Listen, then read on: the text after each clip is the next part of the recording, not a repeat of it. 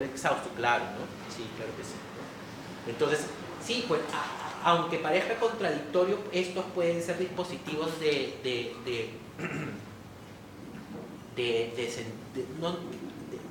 libidización, ¿no? Entonces, la violencia, digo, ¿no? Entonces, así es como se entiende, ¿no? Es una construcción en el sentido de visibilizar el carácter de montaje de estas relaciones, ¿no? Y ahora, claro, bueno, yo pongo, ¿no? que se ha sido formada a partir de dispositivos y no a partir de referentes esenciales, pero ustedes han visto que ahí yo estoy jalando agua para mi molino, ¿no? Son, claro, dispositivos en el sentido que son esos aparatos institucionales, ¿no? Esos aparatos institucionales que son utilizados, ¿no? No sé, pues la educación, ¿no? La distribución de la pedagogía misma, bueno, no sé, todo, el discurso médico, un dispositivo que tiene, no sé, son el DMS, la estructura de la consulta médica, cómo el personal médico tiene una relación de subordinación con el paciente, bueno, no sé, este tipo de cosas, ¿no? que van fijando, la identidad también, ¿no? Pero aquí viene esto, los cuales una vez fijados pueden mostrar una identidad más o menos rígida, ¿no? Que esto es fundamental. Una vez que se fija, ¿no? Una vez que el dispositivo se fija, realmente el proceso de identificación cobra cierta rigidez, ¿no? Ahora, esta rigidez no significa que sea estable, por si acaso, ¿no? Más bien todo indica que esta rigidez está caracterizada por una inestabilidad, pero esta inestabilidad es como, ¿qué les puedo decir? Esta inestabilidad es bastante, es un oxímoron, pero esta inestabilidad es bastante estable. O sea, esta dialéctica, esta convivencia de distintos aspectos que pueden ser leídos como contradictorios e ilógicos, es bien estable, ¿no? Como por ejemplo, este ejemplo que les di sobre sujetos que violentan, pero que también pueden ser, por otro lado, no empáticos, es que no es empático, pero mostrar una suerte de dinámica más sensible, si es que quieren, o más, no sé cómo llamarlo eso, ¿no? Por ejemplo, ¿qué ejemplos abundan? Por ejemplo, los militares que secuestraron a los niños en la dictadura argentina, que se los llevaron y los criaron buenísimo, los criaron bien, no es que básicamente los torturaran, no, ninguno, que sepa yo, se dedicó a torturar al niño que se llevó. ¿Se dan cuenta? Es algo así, ¿no? ¿Por qué? ¿Por qué se los llevaron? ¿Por qué los criaron como sus hijos? ¿Por qué por qué establecieron relaciones afectivas de protección, ¿no? ¿Cómo así? Bueno, esa es la complejidad que nos toca estudiar, ¿no?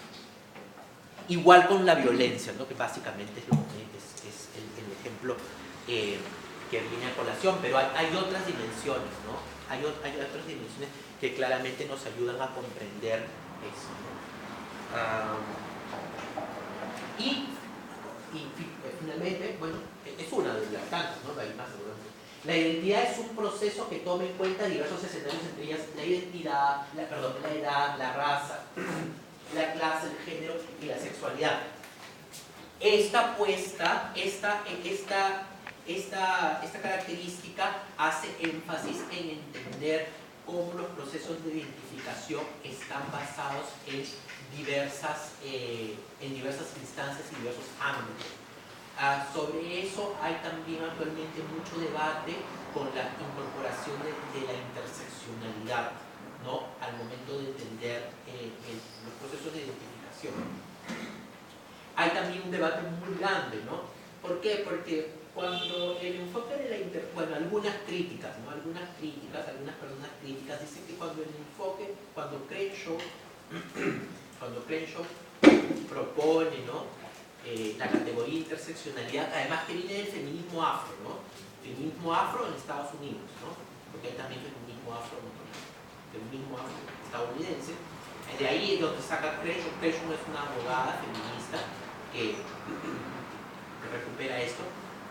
Las críticas dicen que ella veía la interseccionalidad más bien como diversos campos yuxtapuestos, ¿no? Es como edad, orientación sexual, sexualidad, género, raza. Y claro, y la crítica que le hacen es, pero ¿quién existe así en la realidad? ¿No? ¿Quién existe así en la realidad? Cuando se construyen los límites, o cuando se construyen las características que van a definir nuestro proceso, usualmente no, en la práctica el sentido va recuperando los múltiples niveles, ¿no?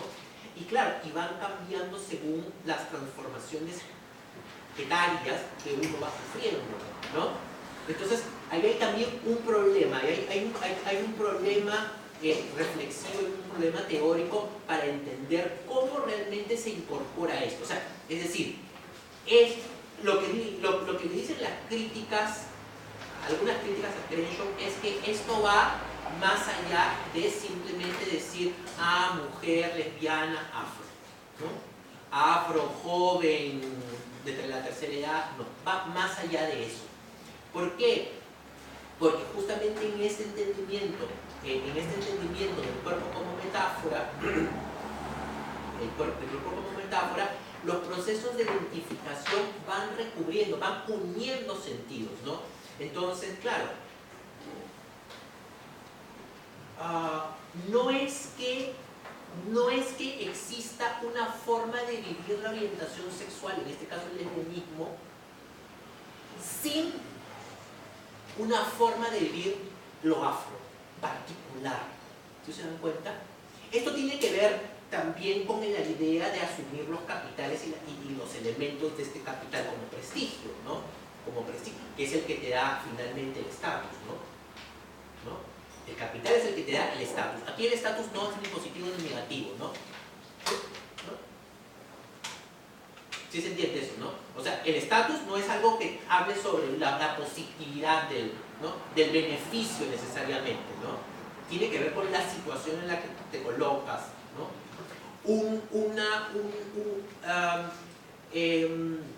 Ciertas características y ciertas formas de vivir te pueden conceder un estatus no privilegiado, ¿no? Entonces, esto es importante, ¿no? Porque nos ayuda a entender cómo la identidad también es también conformada, es también puesta en límites, también es dicha. Ahí está. La identidad también es dicha, no en términos solo sexuales, ¿no? No solo sexuales, no solo en términos de identidad genérica, sino que estos términos de identidad genérica son dichos a través de otros elementos, como los raciales, como los económicos, los de clase, etcétera, etcétera. Eso es fundamental, ¿no?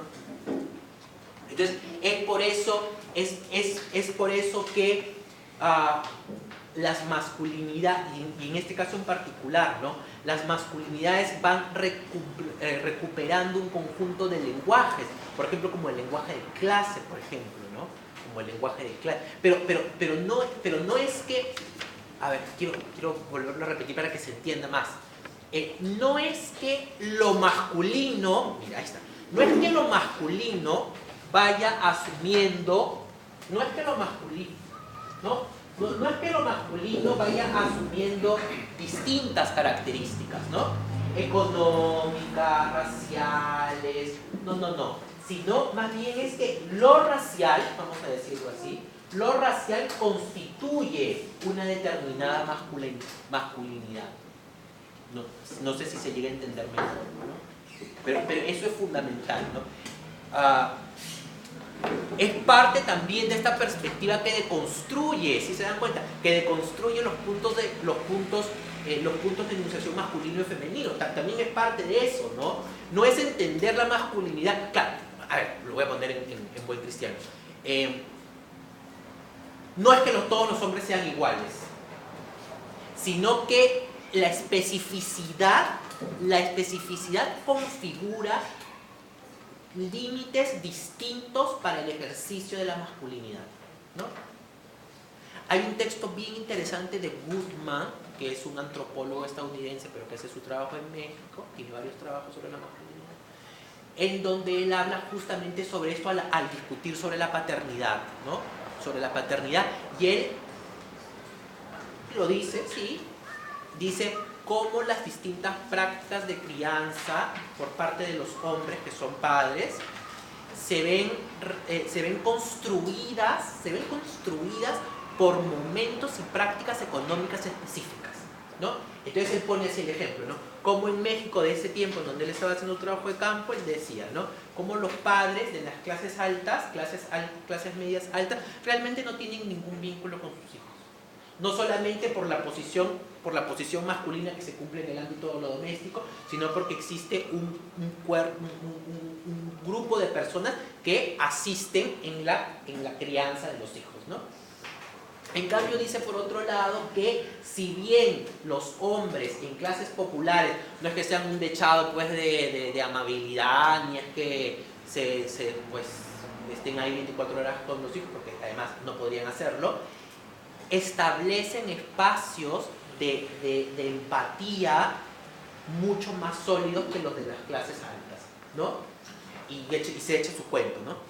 Pero ahí lo importante no es solamente decir, es que los hombres tales son menos empáticos y los hombres tales son más empáticos. Aquí lo importante es ver cómo Goodman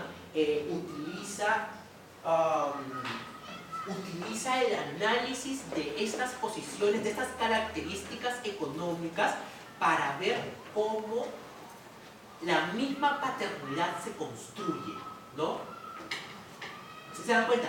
No es el hombre padre como un objeto anterior, sino más bien cómo lo económico, cómo lo racial construye tu forma de ser padre.